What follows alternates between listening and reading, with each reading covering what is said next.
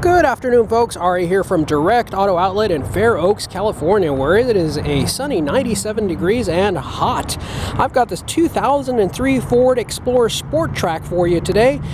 This will be a test drive video where we will be documenting our views and our opinions while being behind the wheel of this vehicle. We have also recorded an in-depth walk-around video of this vehicle where we go in-depth and show you all the flaws and problems that the vehicle has. So I do apologize in advance. That video is a little lengthy because there are a lot of things.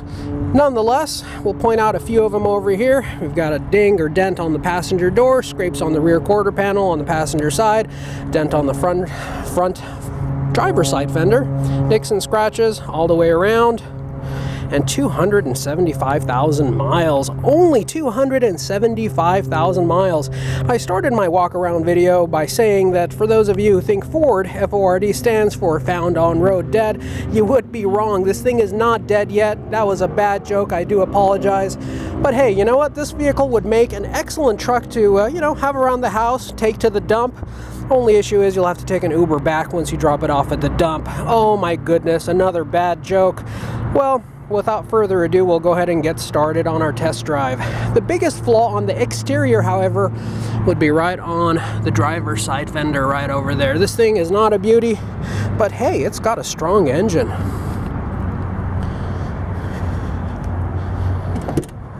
Let's go ahead and get started. Can't wait to get that air conditioning going.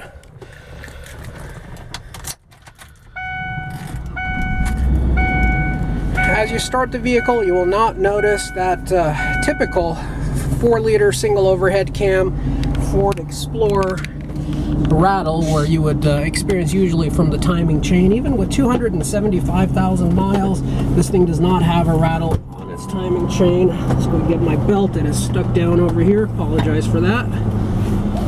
All right, let's go ahead and get started. Safety first. Well, gosh, this video has gotten off to a rocky start. I guess it's just so fitting it would be on this vehicle. 275,590 miles. Bluetooth stereo, air conditioning is blowing nice and cold. You have your power rear window that rolls down, which is a very nice feature in this vehicle. Roll it back up to keep it nice and cool in here. You also have your tilt up and slide back moonroof. Folks, I'll tell you a little story here. We had a customer recently that had an old truck that he wanted to trade in on a more fuel-efficient 4-cylinder vehicle that we were selling, and that vehicle had just about the same amount of miles as this one, right around 270,000+ miles on it.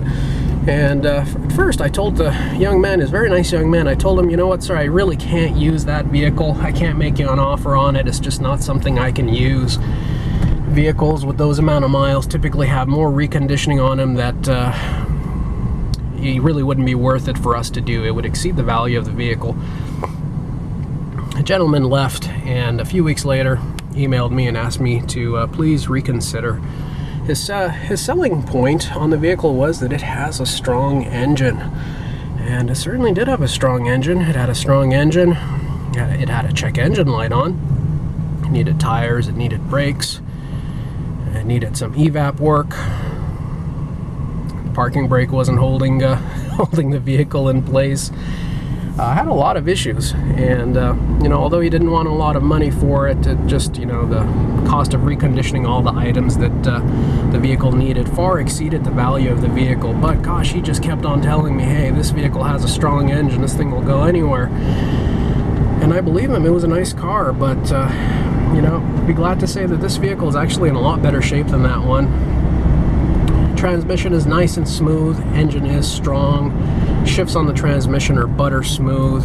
The rear end, the rear differential is a little noisy on this vehicle. I do hear it, and I have had it looked at, and they have verified that it is in need of service. However, it is still running properly. You may go another 1,000 miles or 101,000 miles on it, but at some point you'll need a rebuild of the ring and pinion and the bearings and the rear differential. And we've gotten a quote for $900 and change to have that done. It's something that we are recommending that you have done. and we would gladly have it done at the same price that we were quoted at under $1,000, at $900 and change for a complete rebuild. Of course, you can't always wait, and if you do experience catastrophic failure of that rear differential, you could always have it done at that time, but at that point you would need to have the vehicle towed if that happens. The quote that was made to us for $900 and change was for the complete rear differential, so if you do wait for it to go out, it's not going to cost you much more than that, because that is a complete rebuild anyways. Vehicle's running nice and smooth, the track's straight, brakes feel strong, and there's no shimmying on the steering wheel or chassis of the vehicle or on the pedal when you apply your brakes. This vehicle was owned by a semi-responsible party who, took care of it and kept it on the road. 275,000 miles, that has to be commended.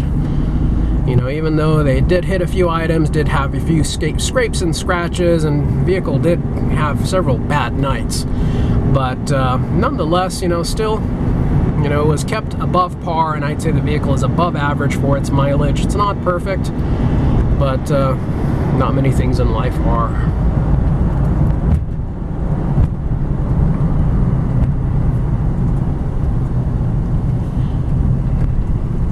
This next road over here has lots of potholes and uneven roads and pavement, and it really does put the suspension of the vehicles through its paces. If there are any rattles or squeaks present, they will show themselves. And the vehicle feels real smooth. I do hear a slight whine coming from the rear differential, but again, that's something that's going to need service. But it is so slight that even if you have the air conditioning on high or have your radio on low, it would flood out the noise of that. It's not super noticeable. I think only 50% of the people who would drive the vehicle would even hear that. But I do want to mention that just for the complete sake of disclosure.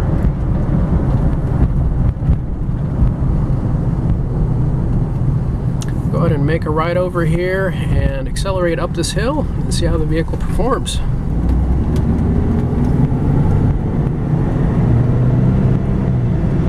Again, transmission shifts are nice and smooth. We are going up an incline over here. Vehicle's pulling quite nicely, and all the way up to 60 miles per hour with no effort whatsoever. We'll go ahead and brake over here so that we don't collide with the vehicle in front of us. Again, brakes feel nice and strong. Vehicle is tracking straight. It's not pulling to the left or right.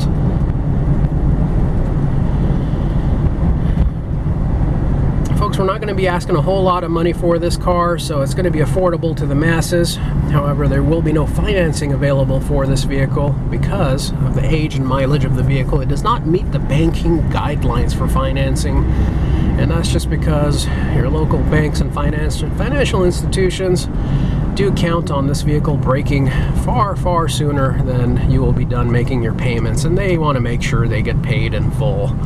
So they won't take a chance on something this old with this many miles. I'm really not sure why any of you would either, but hey, it's not my place to judge.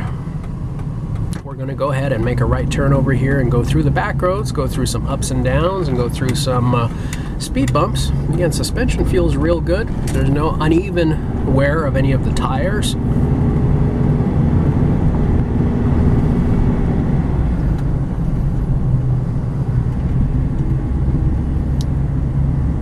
Explained to the gentleman with that truck, the one with the strong engine that wanted to trade it in. I kind of explained to them, when folks come to a dealership, they want to have their cake and they want to be able to eat it too.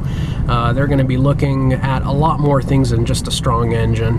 We have several vehicles on our lot that would be practically near perfect, with a great ownership history, perfect interior, perfect exterior, all working electronics, low mileage, one owner, great Carfax, popular colors, and sometimes it comes down to just a question such as, hey, when were the shocks changed last on this vehicle, or when was the timing belt last changed on this vehicle? And believe it or not, folks, I'm sure you can believe it, you're probably one of these people that would ask this, but if you are,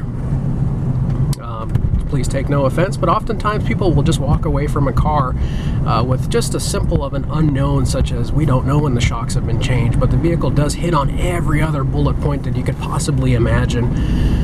So I very respectfully told him that, you know, I'm sure your truck has a strong engine, and I'm sure it's a great truck, but unfortunately it's not something that we can use. Well, you may ask, why do I have something similar to that? Well, we're helping out a friend who asked us to sell this vehicle for them. This is not the typical inventory we keep here, but you know, trying to make a affordable vehicle available to somebody who needs an affordable vehicle.